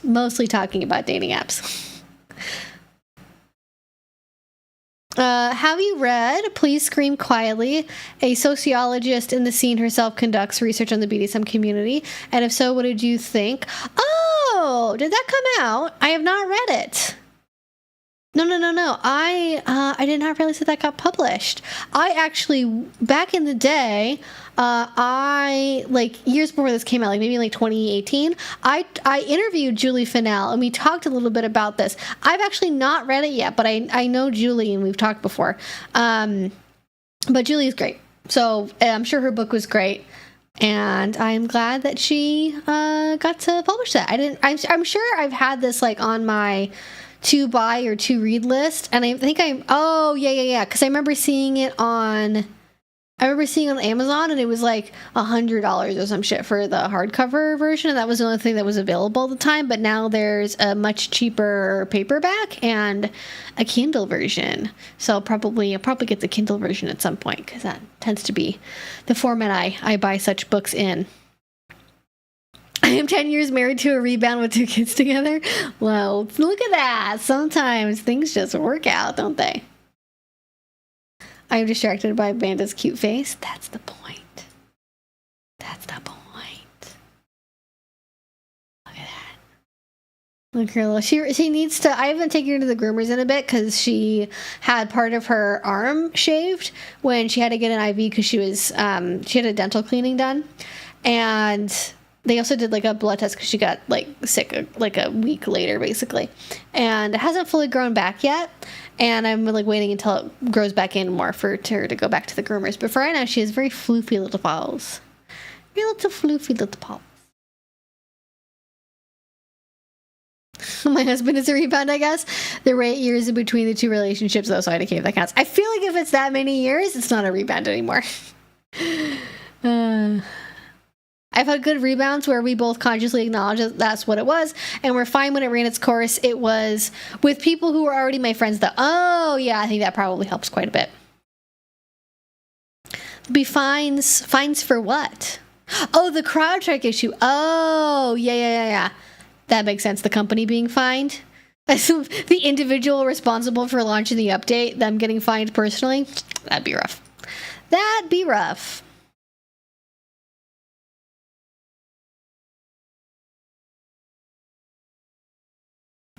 Big effect to banking, hospitals, airlines, government. Yep. All true. My friend was stressed last night because there was somebody in our chat last night who had a flight that she had to go to. Hopefully she got in before the airlines all crashed. That would be, well, they didn't literally crash anything, but like their computers crashed. The planes were fine. Yeah. I've always felt like I'd like to take on the responsibility of taking on a little as a service to a dominant. Service caregiving? Is that a thing? I feel proud of myself for being a patient and caring. Yes. I've never heard that said in that many words before. I feel like That is very much a thing, though. Like, maybe not quite that, but I like dominant littles with service submissive bottoms being there like daddy or mommy. That's absolutely a thing. Or being a caregiver doesn't have to be daddy or mommy. You could just be a caregiver. And it's taking a little as a service to a dominant. So is the dominant the little, or does the dominant have a little that you're taking care of as like a nanny? Because I think that's also definitely a thing too. That's like a different thing, but it's also a thing. And you can have somebody that is a person who's a dominant that has a little, and then it can be like, oh, it's like your job to take care of my little, and then you're sort of like in this whole power exchange weave thing that we've got going on. It's like you're sort of in service to the dominant partner, but your service is actually going to someone else, and like you're sort of under their orders, like submitting or serving or like in that role to the little. That's like a little complicated, but I can see it happening. Yeah, especially if you're really patient and caring and you feel like that's something that you would be good at. It sounds almost sort of like it's not quite co-topping or co-bottoming per se, but it definitely is like a multi-person dynamic, which can happen, especially when you're getting into like age role play and like service dynamics. You can absolutely have it involve like multiple layers of stuff happening. It's not common. I wouldn't say it's a routine thing, but I absolutely know that there are people, for example, who are in relationships where they have a little side. Maybe their dominant partner isn't comfortable for whatever reason, like playing with that little side. And like, they're like, listen, I've got like childhood trauma. I've got my own kids and are really comfortable going there. So, let's find somebody else that can help you express that side of who you are. And I want to maintain our relationship, but I want you to still have this need met. I think that actually would be not common, but would certainly be something that you could see happen, is somebody who is in a relationship, has a partner who's a little, maybe they're not fully into it, but they want them to get to express that side of themselves, and then you can kind of be that person who's like helping them express their little side, or like be that person to like take them to littles events, or read about it or whatever, just be that partner who's there for them for that. I think that absolutely could be a thing. Literally like being a nanny, and not even more of a nanny role play than I think a lot of people who do nanny role play actually do. Like a very switch-ish / middle approach to caregiving. Oh yeah, there definitely could be people that are doing this, but they're sort of like almost like a babysitter. They do like a babysitter type thing. That also could be a thing too. Similar to how I like being directed in performing and maintaining the restraint of the sub for her dom. Oh yeah, that makes sense. Like, yeah, like you're like the assistant. You're just acting on orders. You're not really coming up with the orders. You don't really have the power in the relationship, but you're listening to somebody else who does. That, in broad strokes, is something that a lot of people enjoy. Hard to do, because the more people you involve in a dynamic, there's more needs, more wants, more limits, more boundaries, all of that to consider, and the more people you add, the more opportunities there are for some level of incompatibility to show up. I think that's why like triads and like larger like communal dating arrangements, or with power exchange too, that's also true. I think that's why those are more difficult to navigate. It's not because it's like, oh, well, polyamory doesn't work. No, it's not that. Is that the more people you have in one relationship at the same time, the more likely it is that like somebody's going to fight. Somebody's going to have a different opinion about something. Somebody's just going to have a different level of compatibility. They're going to want different things. They're going to think different things. And the more opportunities you have for that to happen, the more opportunities there are for incompatibilities for the relationship to not be as strong as a result of that. Yeah, for sure. I've always felt like I like to take on the responsibility. Oh, no, I just read that one. A close friend flying into Vegas for EFO from Mexico got stuck waiting in customs for a while because of the crowd strike. Oh. Well, hopefully they got through customs eventually. That would suck. My dating criteria includes someone who shares my values. Conservative men do not share my values. Why do you have a problem with that? I simply question why conservative men messaged me. I don't think I have a problem with that. Oh, you're responding to somebody else. I thought you were talking to me for a second, and I was like, I don't think I said anything about conservative men. I think it's fine to want people that you share political views with. Honestly, I don't get that when people are like, it shouldn't matter if we share like the political views or not. Like, it's okay for that to be important to people. Like, would you say that about like religious views or like family views? Like, it's just important for some people. Like, some people want kids, some people don't. Some people are monogamous, some people are polyamorous, some people are religious and they're Catholic, some people are atheist. And I think it should be okay to be selective about who you date based on, like, you know, things that are important to you. Like, why are you, like, I guess that's what it is, like, why would you feel entitled to match with and date someone that you don't share political views with? And then to tell them, you're not allowed to not want to date me because of my political views. That just seems very bizarre to me. Like, why are you trying to force someone to be in that relationship, you know? Why are we going there? That doesn't seem productive at all. Another choking stream? Maybe. Potentially. Nobody's asked me about it yet, so I haven't talked about it. I haven't talked about the new choking study we have. We have new data about choking. It's exciting. It's new information, newly published, literally hot off of the presses, the internet presses, and we can talk about that if somebody asks me about it. But nobody has yet. Nobody's asked me about it. Wanting to give myself aftercare because got off a relationship high and broke up. Oh. Well, I definitely feel like you deserve some aftercare for that. And this is something, like, they don't use this language in DBT. They don't call it aftercare. But treating yourself with kindness and being gentle with yourself when you're going through really intense emotional experiences, I think is important to recovering from that intense emotion. So you have my permission. Aftercare away. Self-care away. What was the book series? Oh my God. No one, if anyone knows what this is. This is, okay, it's called The Book of the New Sun, and it's a 4-part book series plus a coda. It's by Gene Wolfe. If anyone has read that, I will be shocked.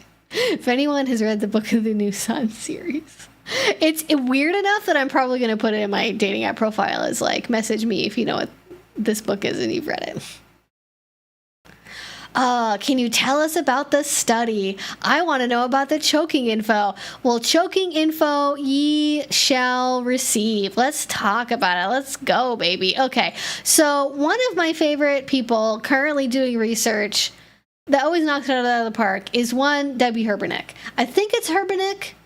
It may be pronounced differently. I think we follow each other on Twitter, okay? We're moots. We're moots on Twitter, and today she tweeted that there is a new study, and it's called Navigating Consent in the Context of Sexual Choking / Strangulation, Findings from Qualitative Interviews with Young Adults. So, I'm just going to give it to you.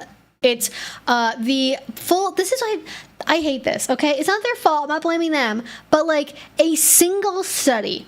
If I want to buy a PDF copy of this study, just this one study, it is $40. $40. I am paying for the price of a 2 movie tickets, 3. I could take a throuple to the movies for the price of just this fucking article, just the PDF. So I'll just read you what it says. So it says, sexual choking is a form of strangulation that involves using one's hands, limb, or ligature to press or squeeze the neck, thus reducing blood and or airflow. It's pretty much always blood flow. It's really not airflow. And has become prevalent among young adults in the United States. Yet little is known about how sexual communication and consent occur in the context of choking, especially as some people may be unable to breathe or speak while being choked. True. Accurate. A concern that I have. Qualitative interviews were conducted in January and February of 2020 with 45 undergraduate and graduate students who had choked or been choked during sex. So they're relatively small, but also was a qualitative analysis, so it's, you don't have the man hours necessarily with qualitative analysis to look at a lot of people the way you do with like a more like simple survey study or something like that. And the results say we identified 2 broad themes relating to 1, the nebulousness in the spectrum of consent, and 2, the intersections of gender, power, and trust in relation to consent. Although most participants, this is the key part, indicated that it was important for people to talk about choking before engaging in it, few described doing so in practice. So people know, in the same way they know that getting tested for STIs is important, or using a condom is important, but they don't fucking do it, do they? Message one of the publishing academics on the study, and they'll likely send you it for free. Just don't mention that you disagree with that. I don't disagree with it. There's nothing, I mean, does it sound like I disagree with it? Okay, I guess I disagree slightly with referring to choking as a practice being about restricting airflow. I think if you're talking about like this, if this is being incorporated under the umbrella of the thing we're talking about, that is reducing airflow, but it's very difficult to actually restrict airflow by putting pressure on the neck without actually just like killing the person. That's generally not what is happening. You can have a loss of like sensation of like ability to breathe, but it's mostly the blood flow. But yeah, I could actually probably just message, I don't know if she prefers like Dr. Debbie or what, I'm gonna call her Dr. Debbie. I can message Dr. Debbie and be like, hey, can I get the full study? What are the deets? Because I'm curious. Like, I don't know what they go into in the full article that's not in this summary here. Maybe this is just the study, and I'm a fucking dweeb for looking at this. But anyways, to continue on, because this is the important part. Additionally, participants described placing a hand on the neck as a non-verbal form of seeking consent for choking or of asking a partner to choke them. I wonder about that part for the asking a partner to choke them. Do you put their hand on your neck, or is it like a modeling thing where it's like, I'm going to put my hand on your neck, but it's actually because I want you to choke me? Like, I want to know more about that, because it sounds like it could be either way. I'm assuming what it is putting your partner's hand on your neck, which, hey, if you want a clear sign of something, the person putting a hand onto the thing and being like, do this, like that seems like a good indication. I'd like to have a verbal acknowledgement of like, because you want to, how hard do you want to go? How long do you want to do this for? Like, there's details that are not communicated and just, But it's a good starting point. It's a good starting point for sure. And then we have, obviously, the nonverbal form of seeking consent. Whomst among us has experienced a partner being like, well, I put my hand around your neck, and you didn't say no, so I assumed that what I did was okay. No. No. We need to be actively seeking out a yes and looking for the yes, as opposed to trying to ignore the no. That's wild. To be like, well, but I put my hands around your throat and you didn't tell me to stop, so that must have been consent. Like, yeah, I'm reading the abstract. I'm aware of what an abstract is. I'm reading the abstract. What I'm asking about is I'm not sure what else is going to be in the article. Like, are we going to get access? So when I say I'm not sure what's going to be in the article that's not included in this, what I'm referring to is like, are we going to get like the full text of those interviews? Are we going to get a summary of those interviews? Like, what level of discussion are we going to get that's not going to be included here? That's what I'd want to know. That's what I'm curious about. Obviously, an abstract is not the same thing as the actual article. But because it's a qualitative analysis, I don't know what we're going to get that is not included here. Like, what level of detail are we going to get about the interviews specifically? That's what I want to know. Whomst indeed. I actually hate choking and any other kind of breath control. Valid. That's okay. Yeah. I'm guessing they just say choke me. That'd be crazy. No. We can't just say that. We can't just be like directly asking for what we want. No. That doesn't happen. Let's get this straight. We are not against you for being, that's the whole thing. Yeah. I'm not going to engage with that at all. Mods, you have my permission to mute or time out that person. Don't worry about it. If they're harping on about that still and they can't listen, they're demonstrating their inability to listen to a no. That's my perspective on that. Participants rarely describe discussing preferences or boundaries related to choking pressure duration. Like, I mean, I get that. Like, I guess when I think about the times that I've done choking with a partner, I don't generally have like a sit down conversation with them ahead of time that's like, this is, because it's hard to know. Like, because it's so subjective. Like if you're like, well, I want like a medium amount of pressure, like especially if you are a heterosexual woman with a man and like there's a big size discrepancy, and like especially for grip strength, men and women generally, like, unless like you can be a relatively weak man and be a relatively strong woman and it can be more equal, but there's also like there's a meaningful disparity in one's ability to generate grip strength. And so that can mean what is medium to me as like, even though like I lift weights, I work out, like I work on my grip strength, even though I'm somebody who like is probably more in tune with their grip strength than the average person is, even I can describe something as like, oh, I want medium pressure, but I could be with a partner that like is much bigger than me, is also working out, has a much higher grip strength, and that to them is going to like translate very differently. So I don't necessarily get a lot of utility out of like being like, I want medium pressure, I want it to be lasting for this long. Like I think for me what probably would work better in that regard, it's not necessarily a verbal conversation, but showing on them, this is the level of pressure I'm looking for, and then talking about like, this is the kind of duration I'm looking for. What I generally tend to do, and what I think is probably like good practice to have regardless, is like tapping out and having nonverbal communication during the activity itself, and then, you know, being able to have signs indicate like, I want lighter, I want more, I want longer, I want it to end right now. Like having ability to kind of like modulate without necessarily having to have verbal communication, because it is a lot very subjective. Yeah. Oh yeah, I'm not seeing anything in here that's indicating like numbers. There's no numbers in here. This is just like a summary finding. No. There's no sort of like, there's no political science happening. There's no sort of trying to translate subjective experiences into numbers. I think this is literally just looking at commonalities in like the descriptions of what's happening. And I fully believe this. Like this is in line with what I know from my own anecdotal experience from not really surveying people in a formal way, but hearing many, many stories from people. This is a common experience. This is not shocking information at all. I wanted to meet you for so long. I'm new to BDSM and I absolutely love your videos. You've helped me so much. Well, you are so welcome. Thank you. Hi. I do go to events with some regularity. I travel, generally speaking, I go to Kinkfest. I probably regularly going to be going to Self in Atlanta, and I will likely this year, I will also be at Dark Odyssey. I will be at one of the Dark Odyssey events this year. So that's where you can meet me if you want to say hi. I'm usually at one of those. Oh, no worries. You're not late. You're just popping in when you feel like it. There's no late. There's just being here when you want to be here.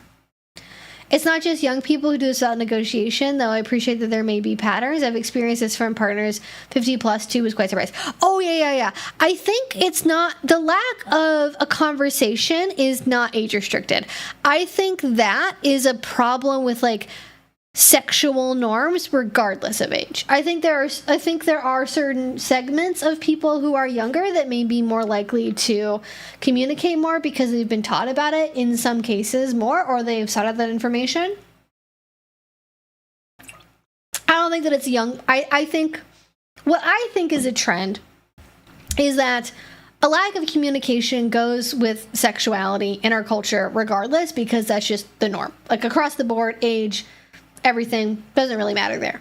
But what I think is a trend is we are seeing, and Debbie has studied this previously, we are seeing more people at younger and younger ages engaging in higher risk forms of breath control more often with more partners and with more spontaneity without conversation taking place first. So it's not like, I mean, I have anecdotal evidence from people I know that are in their 40s who have told me that, like, when I was in college, this was not the norm, and now that I've gotten older, I've seen it become more the norm with my younger partners. So that is something I've heard, at least. So I don't think it's necessarily the lack of communication is new amongst young people. It's the activity itself that is going along with that lack of communication is happening in greater numbers, though obviously you will see this across all age spectrums, and I imagine probably it can correlate with like higher exposure to pornography because it's something that's like fairly common in mainstream porn these days.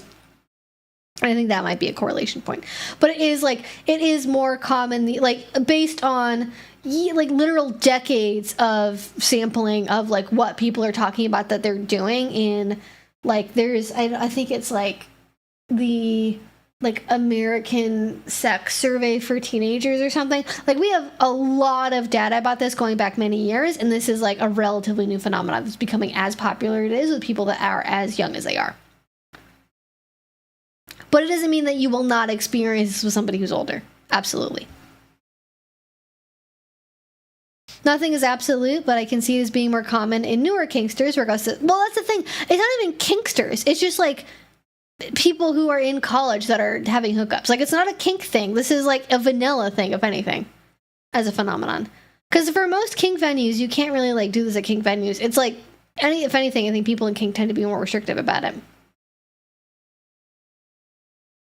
Anyways, talking about choking. Okay. Is there anything else in that I wanted to read? Yeah. So, additionally, participants describe placing a hand on the neck as a nonverbal form of seeking consent for choking or of asking a partner to choke them. Participants rarely describe discussing preferences or boundaries related to choking, pressure, or duration. Yeah. Conclusions. We found that young adults rarely discuss sexual choking or strangulation with one another, even though choking or strangulation is a higher risk practice.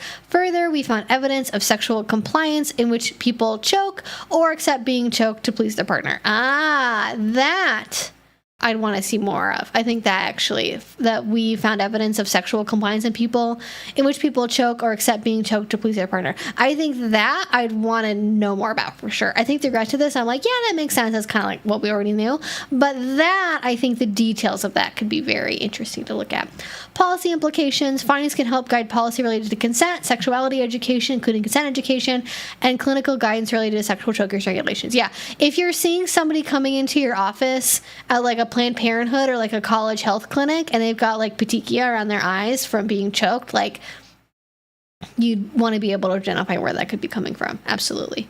I think we're not going to get it, but it would be nice if like, hey, so we're seeing a trend. Maybe public colleges should consider having some programming at their sexual wellness, clinic about like safer choking practices or consent practices that explicitly touch on like what to do if somebody puts their hand around your fucking neck without talking about it first. I think, or don't be that person who does that. Do this activity or that behavior instead. I think that absolutely could be really helpful. Well, I'm saying, yes, kink is becoming more mainstreamed in certain ways. I'm saying that people are not processing this as being a kink thing. Like, they're thinking about it in the same way that people think about, like, oral sex or pulling hair. Can those things occur in a kinky way, in, like, a BDSM community way? Yes. But they're also activities that people do outside of kink, outside of, like, kink as, like, BDSM community. Sexual compliance with choking is scary because to me that indicates I felt like I wasn't able to say no. In either direction, that feels scary to me. Either direction, that feels scary for sure. All right, we got about 15 minutes left, so get in your questions now. I definitely need to refill my water bottle. My tongue feels weird. My tongue feels like, I don't know what's going on. I don't know what's happening with that. My poor team had to stay in the office all day until we realized we could not do anything. It was awful. Well, sorry to hear that. Currently recovering from COVID. Sorry to hear that as well. Hopefully you are recovering easily. Could you talk about, it says munchies. I'm assuming you mean munches. Someone talked about them at a convention open house thing I went to recently, a little. Yeah, so munches are BDSM social gatherings that happen usually at like a bar, a pizza place. Traditionally, it was at a burger place, but it could really be at any kind of restaurant. I've heard a lot of people do them at like Mexican restaurants as well. And you meet up to hang out with other kinky people and just chat. It's a little like social gathering. I would say maybe the closest thing I can compare it to is like socializing after work with your coworkers. Like, it's not about finding a hookup. It's not about like doing play or like doing anything overtly sexual or kinky. It is about just hanging out, meeting like-minded people, and doing it in like a low-pressure social gathering. Historically, originally munches involved a lot more explicit play and sexuality, but as they have evolved, it's become like a low-key, after-work social thing, basically. And they're fun. They're a great way to meet people, and it's a really good way to meet people who can tell you more about your local community, what other munches are happening, other events that are happening, play parties that are happening at different places, if they're private venues, if they're at a public place. Just a good way to get a better sense of what's going on in your local scene. Advice, my partner, who's my dom, leans more towards a caregiver nurturing role, while I sometimes prefer a bit more intensity or harshness, not a natural thing for him, and I'm not sure how to find a middle ground. That is very interesting, because I think people would probably assume the opposite is more common. So they're more of a caregiver nurturer, and then you prefer a little bit more intensity. Is there, I mean, it sort of is up to your dominant partner where their comfort level is at with getting into that intensity. So I think, okay, it's not natural for them. I'd want to evaluate, because this is quite common. Is there any reluctance? Is there any reluctance there to go a little bit deeper and more intense because they're like worried about doing something bad or wrong? Like, is there a level of self-judgment that may be keeping your partner from like exploring that or feeling comfortable with that? Because I find a lot of dominant people can be uncomfortable or feel guilt or shame around like hurting their partners or doing things that are more intense, that are maybe more harsh, and so they hold themselves back. But maybe having a partner who is being very affirming of like that level of intensity is probably a good thing. I would say if your partner is comfortable potentially exploring more intensity, what might be very helpful for them is like a ton of affirmation, like just almost like reverse praise kink. Like instead of you being praised as the bottom, like you are praising them during the scene and like really, really telling them like, I really want this, I really like this is super amazing, please more. Like almost leaning into like a begging type thing where you're like really into it. Like you're really telling them, I like this, I want this, please more, yes, more, please. And I think that might help them feel more comfortable with it.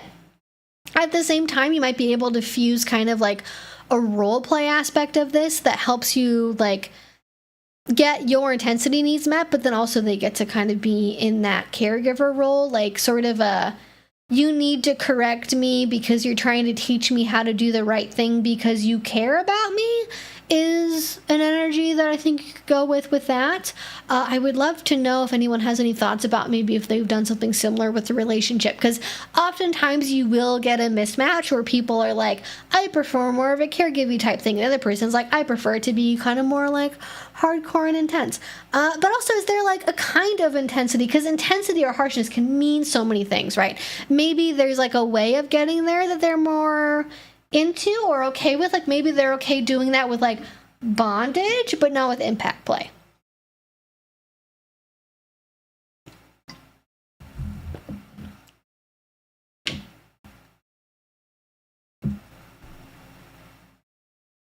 What's the difference in a DDLG relationship versus a dynamic? Not necessarily anything. It's sort of used interchangeably, I would say, just as like a quick note. Yeah, top drop as a sadist is rough, especially as someone who does kink with multiple play partners in a casual way, because you don't really get to hear that you're not a monster the day after. I mean, you can. I think you should be able to hear that, yeah.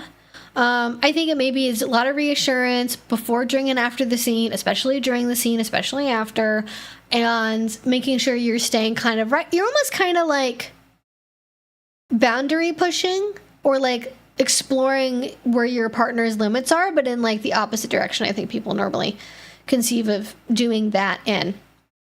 Like, is there a way you can be kind of nurturing, but then also get that intensity? I think there probably is. I think it probably just takes sort of workshopping, like, okay, they have a caregiver nurturing role. What does that mean to them? How do they picture doing that? And what ways do they do that? Is there room in that for sort of like tough love? Are they willing to like role play being a caregiver and then also within that kind of be like, oh, well, I need to teach you a lesson for your own good, and maybe kind of taking on that angle. And for you, is intensity about like taking more pain? Is it about doing more intense things? Is it about having like maybe somebody who's a little bit like more cold, calculated, more like overtly traditionally sadistic in your scenes? There could be a lot of different angles there. Absolutely. I love the affirmations after all of it's over. Yeah. I'm an intense caregiver. Some people are. I would also probably say with doing this, it's worth, in general, it's worth exploring like psychologically why your partner is not comfortable going there. Because like for some people, it's like, I can go there at all. It's a hard no. And for some people, they just need the encouragement to be able to go there. I feel like the middle ground is probably going to involve some kind of role play aspect, and very heavily leaning into that to give your partner the context to feel safe, maybe going in harsher directions, and then like you really, really reassuring them that you want that. I think that's probably most commonly going to be the thing that will help them feel comfortable. I would say, in addition to that, if you wanted to do something else, it would probably be like exploring different types of intense sensations, because like intense sensations could be like, that could be wax play, that could be bondage, that could be spanking, that could be punching, that could be like really intense, like that could be like having to hold ice cubes. Like there's a lot of different directions you can take just intensity in as a thing, and you can also like self-direct a fair amount of that as well. Like maybe you could also like demonstrate for them by doing certain things on yourself, and then like talking through that process with them, why you like it, what you're doing, how they could do it. Like, you know, give them a really clear mental picture of what that experience is like for you, and maybe it'll help them kind of like soften their perspective on it. A follow-up, we have a 24/7 power exchange relationship. There's like children screaming very loudly outside. 24/7 power exchange relationship, and we tend to express that more through helping me do things and taking care of me, as I really like rules, expectations, and correction, etc. Okay. So I'm kind of wondering if you can use within that power exchange relationship like that correction, like leaning into that correction or having like harsher rules or expectations. Honestly, maybe this might make them more uncomfortable than physical activities, but it might help them more. Like, instead of doing a, like now you're going to have to, like, get caned for an hour, maybe doing a, like, I'm so disappointed in you, like, emotional sadomasochism, like, these are we're going to amp up the, like, intensity of the rules we're doing. Like, we're going to have higher expectations for your behavior because I think you can achieve them and I want you to get there, but also I'm going to keep track of every mistake and like every little thing, right? Like you didn't dot the I, you didn't cross the T, and normally maybe we would overlook it, but for now, because we have really high expectations and I want you to be able to get there, we're going to be reading out every single mistake you make. I'm going to make you manual, like sort of like, I think that there's like a scene in Secretary where like it involves her having to like white out mistakes and her getting punished while she whites out things,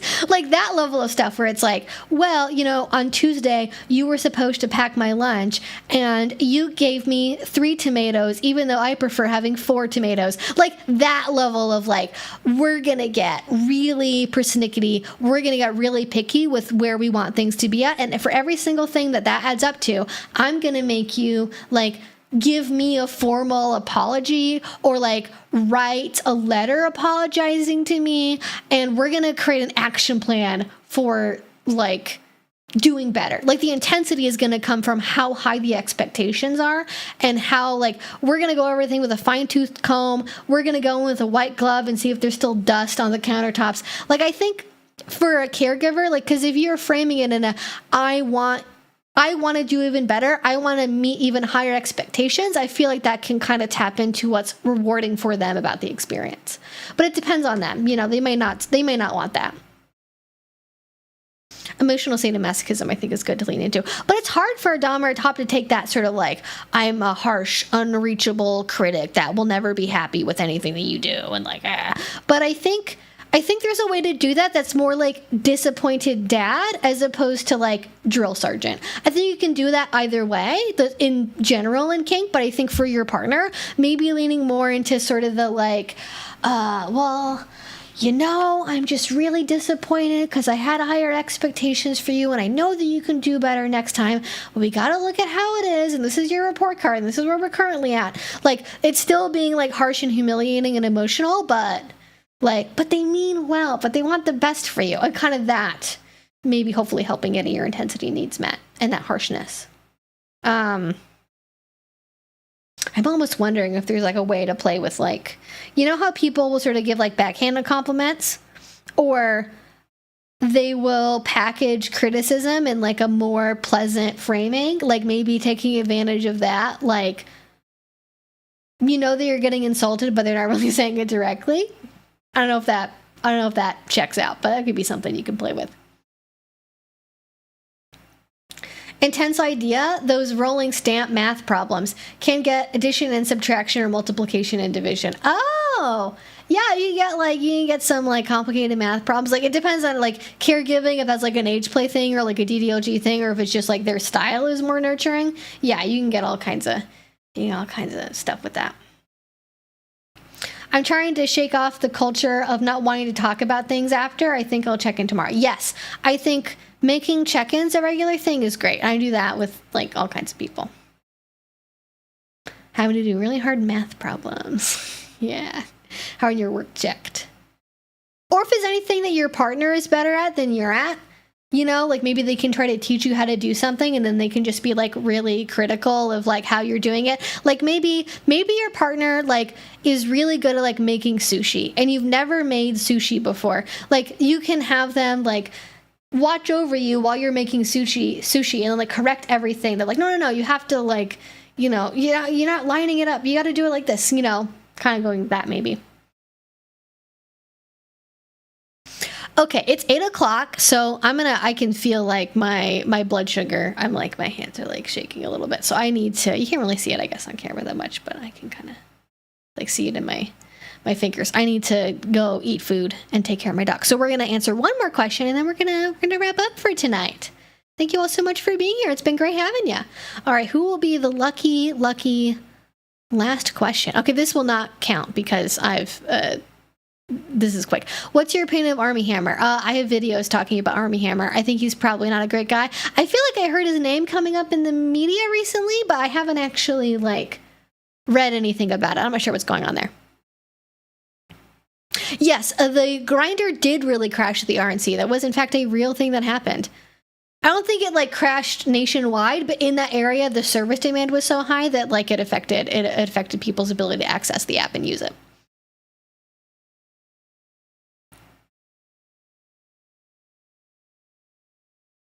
Imagining you with medium brown hair just seems off, not gonna lie. Yeah, it's definitely a different look. It's a different look for sure.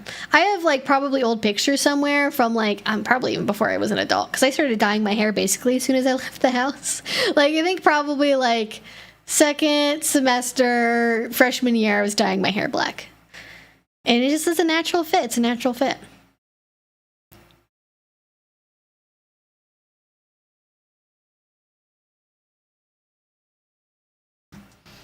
All right, I'll go for a question. Yes, we need a nice dating app. Problem is, like, how many people would use it? Small dating pool. True.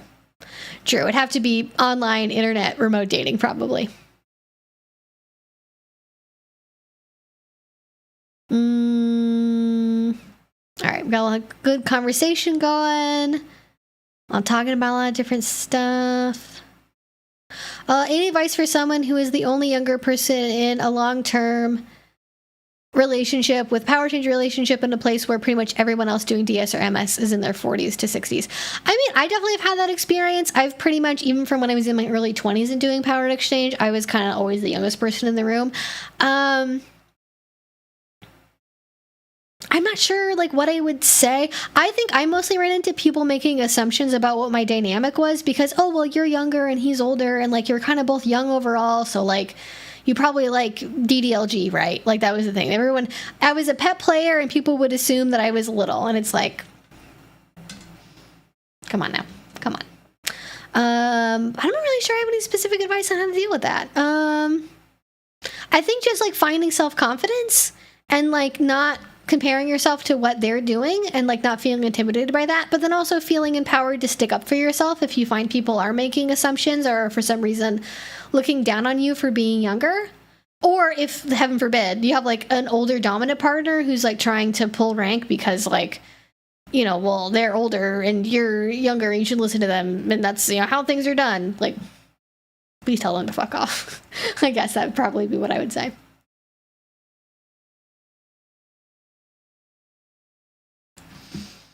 I was recorded in a store by a man, and when my husband told the manager, he said he'd gotten complaints before, but the cops told him there was nothing they could do about it. Oh my God. That's nuts. That's nuts. What an age. What an age we live in, truly.